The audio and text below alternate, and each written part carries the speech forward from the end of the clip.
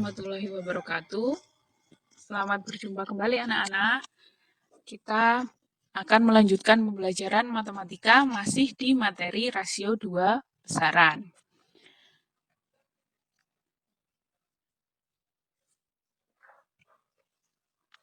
Nah, untuk pembelajaran kali ini masih di rasio 2 besaran, tetapi indikator yang akan kita capai pada pertemuan hari ini adalah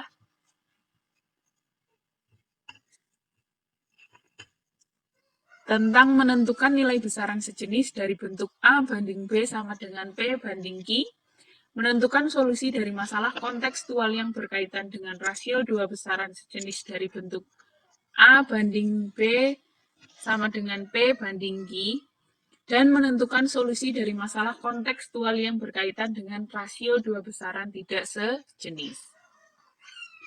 Nah, sebelum kita masuk ke materi hari ini, saya ingin mengajak anak-anak semua untuk mengingat dulu materi yang lalu, yaitu tentang menentukan dan menyederhanakan rasio dari dua besaran sejenis dengan satuan yang sama. Bagaimana anak-anak? Nah, kita ingat kembali bahwa jika kedua besaran yang dibandingkan itu satuannya sama, maka rasio dapat ditulis dalam bentuk menggunakan per A banding B atau menggunakan titik 2 dengan A dan B itu anggota bilangan bulat dan A sama B-nya itu tidak boleh sama dengan 0. Nah, selanjutnya, jika A dan B memiliki faktor persekutuan, maka A dan B dapat dibagi dengan FPB dari A dan B untuk memperoleh rasio yang paling sederhana. Jadi, kalau rasio dari dua besaran sejenis satuannya sama, maka cari FPB-nya. Sederhanakan dengan FPB tersebut. Contohnya, sederhanakan rasio dari 6 cm banding 24 cm. Perhatikan, dia besarannya sama, besaran panjang. Terus, satuannya sama, yaitu cm. Maka, tinggal diapakan? Kita cari FPB-nya. Berapa FPB-nya? 6 ya, maka sama-sama kita bagi 6, diperoleh 1 cm banding 4 cm. Maka bentuk yang paling sederhana dari 6 cm banding 24 cm adalah 1 cm banding 4 cm. Bisa ya? Nah, bagaimana ketika dua besarannya itu tidak sejenis? Ada yang masih ingat? Iya, jika kedua besaran yang dibandingkan tidak sejenis, maka rasio dapat ditulis dalam bentuk sama menggunakan per atau titik 2 dan disertai penulisan satuannya. Selain itu, rasio pada dua besaran tidak sejenis juga dapat dituliskan dalam bentuk desimal. Nah, misalnya pada rasio jarak terhadap waktu seperti berikut ini. Andi mengendarai sepeda motor dengan kecepatan konstan dan dapat menempuh jarak 115 km dalam waktu 2 jam. Perhatikan, di situ jaraknya 115 km, waktunya adalah 2 jam. Maka bagaimana? Nah, ya kita bandingkan saja 115 km banding 2 jam. Maka tadi disebutkan bisa dituliskan dalam bentuk desimal. Ya sudah, kita cari desimalnya berapa? 57,5. Jangan lupa tulis satuannya yaitu kilometer per jam. Artinya bahwa motor yang dikendarai Andi itu menempuh jarak 57,5 km setiap jam. Sampai sini ingat ya. Nah, kita akan lanjut ke materi selanjutnya, bagaimana untuk menentukan nilai besaran.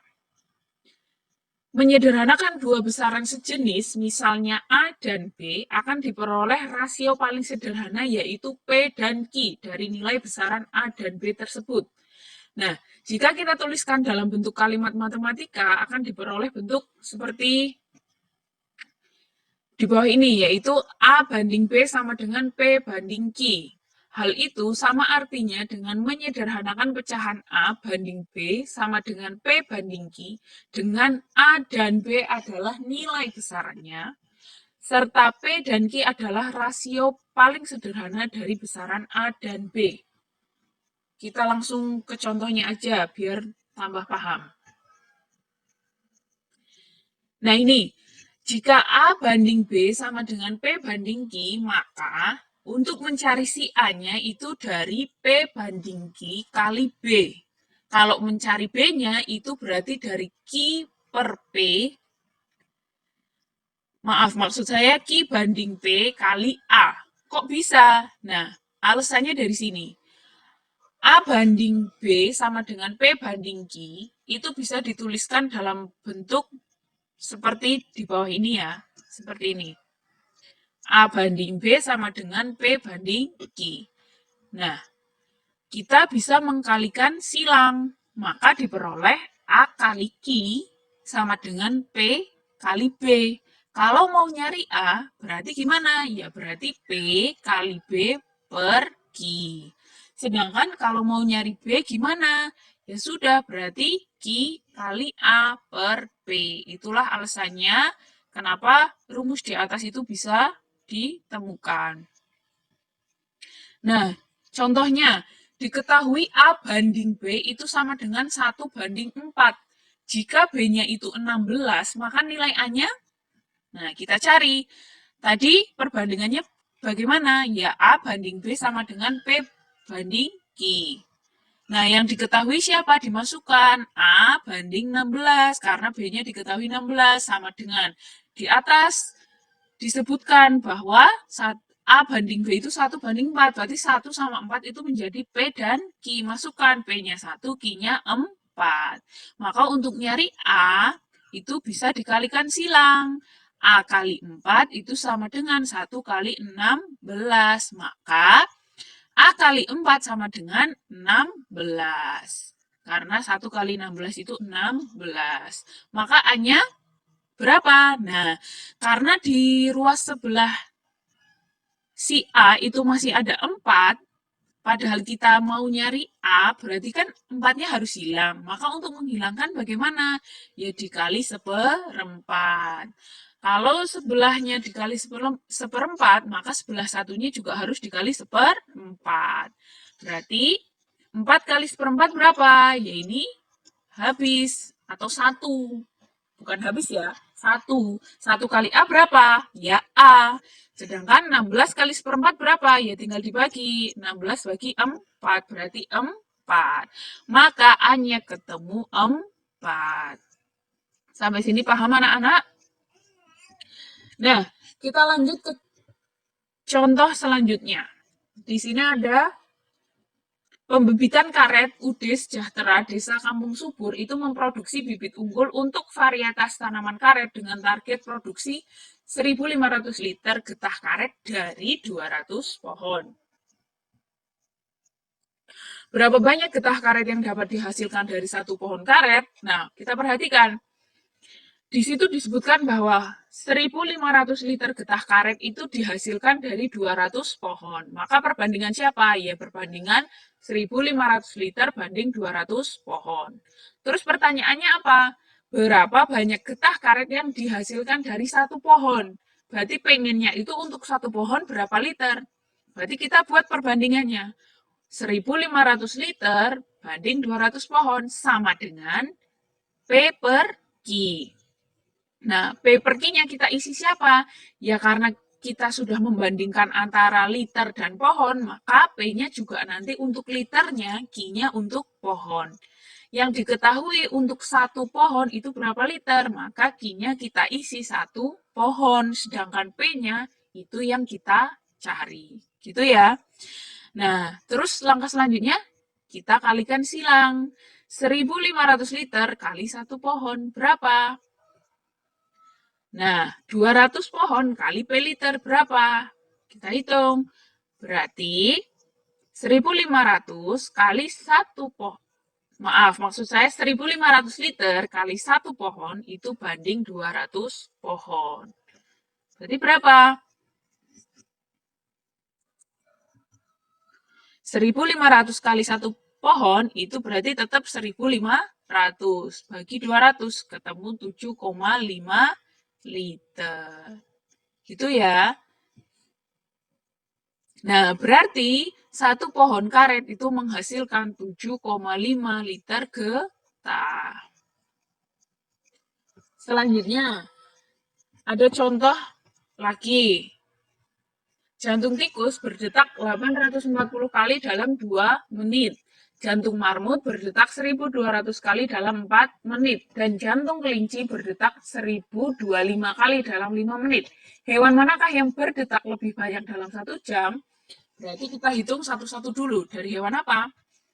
Dari tikus dulu. Nah, diketahui tikus itu berdetak 840 kali dalam 2 menit. Berarti perbandingan antara banyak detaknya dibanding waktunya. Berarti 840 kali per 2 menit. Sama dengan, nah P per Q-nya berapa? Ya kita lihat dia mintanya apa. Hewan manakah yang berdetak lebih banyak dalam 1 jam? Berarti dia mintanya 1 jam itu berdetak berapa kali? Nah, berarti P per Q-nya kita ikuti yang sudah diketahui. Karena tadi kali per menit, banyak detaknya per menit, maka P per Q-nya juga banyak detak per menit. Nah, karena yang diminta 1 jam, berarti kan tadi yang diketahui menit ya. Kita rubah 1 jam menjadi menit. Berarti berapa? 60 menit. Berarti sikinya kita ganti dengan 60 menit. Sedangkan P-nya, nah P-nya yang kita cari karena dia yang ditanyakan. Nah, caranya gimana? Kali silang. Berarti T dikali 2 menit itu berarti T kali 2 menit sama dengan 840 kali 60. Berarti T kali itu 840 kali 60 menit bagi 2. Kita hitung. Ketemunya adalah 25.200 kali. Itu untuk tikus. Lanjut. Untuk marmut. Nah, di sini diketahui bahwa marmut berdetak 1200 kali per 2 menit. Sama berarti P-nya yang dicari per 60 menit. Tahu ya alasannya bahwa 1 jam itu 60 menit. Kalikan silang. T kali 4 menit. Maaf, ini 4 ya harusnya ya yang atas. Nah, sama dengan 1200 kali 60 menit. Berarti T-nya berapa? 1200 kali 60 bagi 4. Ketemunya berapa? 18.000 kali. Lanjut, yang terakhir hewan apa? Kelinci. Nah, kelinci itu berdetaknya 1025 kali per 5 menit. Berarti sama P-nya yang dicari per 60 menit. Kali silang. Berarti T kali 5 sama dengan 1025 kali 60 menit. Berarti T-nya 1025 kali 60 menit bagi 5. Ketemunya 12.300 kali. Selesai belum anak-anak? Belum, karena yang ditanya yang berdetak lebih banyak. Berarti siapa?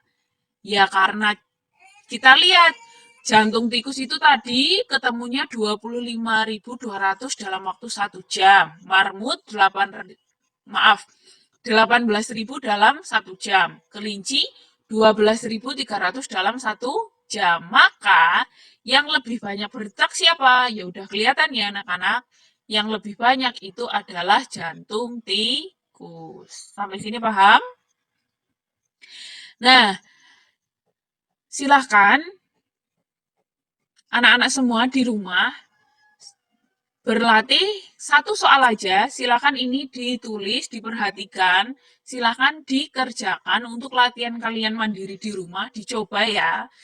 Jadi ada pejalan kaki. Nah, pertanyaannya siapa yang akan berjalan paling jauh dalam 3 jam? Nah, silakan dicoba. Saya berharap semuanya mau mencoba agar bisa ya. Agar nanti bisa mengerjakan latihan-latihan selanjutnya. Nah, itu untuk materi pertemuan kali ini. Silahkan pesan saya latihannya dikerjakan. Diperhatikan kembali kalau belum paham, videonya diputar berulang-ulang boleh. Atau jika masih bingung, boleh bertanya. Boleh juga mencari materi dari sumber manapun. Dan jangan lupa tetap jaga kesehatan. Saya akhiri, wassalamualaikum warahmatullahi wabarakatuh. Terima kasih semuanya.